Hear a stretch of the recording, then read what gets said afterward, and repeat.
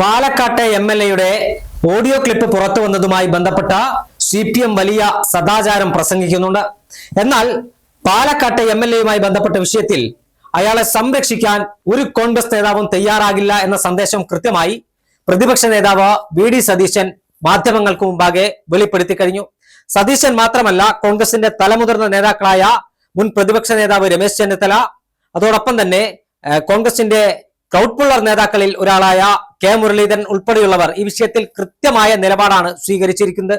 എന്നാൽ കലക്ക് വെള്ളത്തിൽ മീൻപിടിക്കാൻ ശ്രമിക്കുന്ന സിപിഎമ്മിന്റെ ഇരട്ടത്താപ്പ് മുഖം കേരളം കണ്ടുകൊണ്ടിരിക്കുകയാണ്. മാസങ്ങൾക്ക് മുമ്പാണ് കേരളത്തിലെ ഒരു പ്രമുഖ സിനിമാ നടി സംസ്ഥാനത്തെ ഒരു എംഎൽഎ ആയ, അതായത് കൊല്ലം എംഎൽഎ ആയ സിപിഎമ്മിന്റെ അരുവാ ചുറ്റിക നക്ഷത്രം അടയാളത്തിൽ മത്സരിച്ച് ജയിച്ച വ്യക്തിയായ എം മുകേഷിനെതിരെ ഗുരുതരമായ ലൈംഗികാരോപണം ഉന്നയിച്ചത്. മുകേഷിനെ പോലീസ് അറസ്റ്റ് ചെയ്യുകയും ചെയ്തു. പ്രത്യേക അന്വേഷണ സംഘം, ഹേമ കമ്മീഷൻ റിപ്പോർട്ടുമായി ബന്ധപ്പെട്ട പ്രത്യേക അന്വേഷണ സംഘം മുകേഷിനെ അറസ്റ്റ് ചെയ്യുന്ന സാഹചര്യമുണ്ടായി. എന്നാൽ മുകേഷിനെ സംരക്ഷിക്കുന്ന നിലപാടാണ് ഈ വിഷയത്തിൽ സിപിഎം സ്വീകരിച്ചത്. കേരള രാഷ്ട്രീയത്തിൽ ഏറ്റവും അലീമസമായ ഒരു നിലപാട് മുകേഷിന്റെ വിഷയത്തിൽ സിപിഎം സ്വീകരിക്കുകയും മുകേഷിനെ പാർട്ടി വേദിയിലേക്ക് ആനയിച്ചു കൊണ്ടുവരുന്നതും കേരളം കണ്ടതാണ്.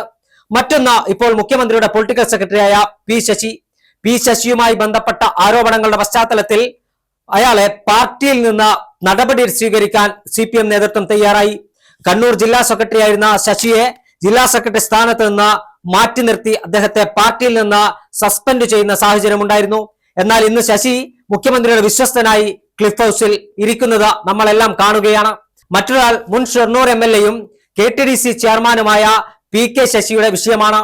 PK ശശിക്കെതിരെ പാർട്ടി നേതൃത്വത്തിലെ ഡിവൈഎഫ്ഐയുടെ ഒരു വനിതാ നേതാവ് നൽകിയ പരാതിയുമായി ബന്ധപ്പെട്ട സിപിഎം എന്ത് നടപടി സ്വീകരിച്ചു എന്ന് ചോദിച്ചാൽ ഒരു നടപടിയും സ്വീകരിച്ചില്ല എന്ന് മാത്രമല്ല, PK ശശിയെ സംരക്ഷിക്കുന്ന നിലപാടാണ് സിപിഎമ്മിന്റെ ഭാഗത്തുനിന്നും ഉണ്ടായത്.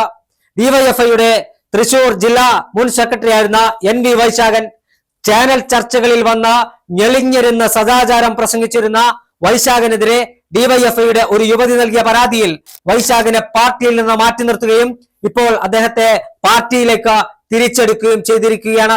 ഇങ്ങനെ നിരവധിയായ പരാതി PK ശശിക്കെതിരെ ഒരു ലൈംഗികാരോപണം ഉയർന്നപ്പോൾ അന്ന് സിപിഎമ്മിന്റെ മുതിർന്ന നേതാക്കളായ PK ശ്രീമതിയും AK ബാലനെയും അന്വേഷണ കമ്മീഷൻ അംഗങ്ങളായി നിയോഗിച്ച പീഡനത്തിന്റെ തീവ്രത അളന്നവരാണ് സിപിഎം.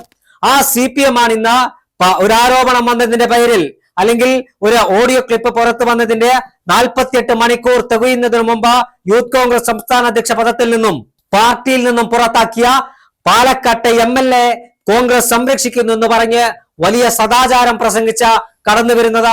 ഒരു ഭാഗത്ത് ഇരയോടൊപ്പം ഓടുകയും വേട്ടക്കാരോടൊപ്പം വേട്ടയാടുകയും ചെയ്യുന്ന സിപിഎമ്മിന്റെ പൊയ്മുഖമാണ് കേരളം കണ്ടുകൊണ്ടിരിക്കുന്ന.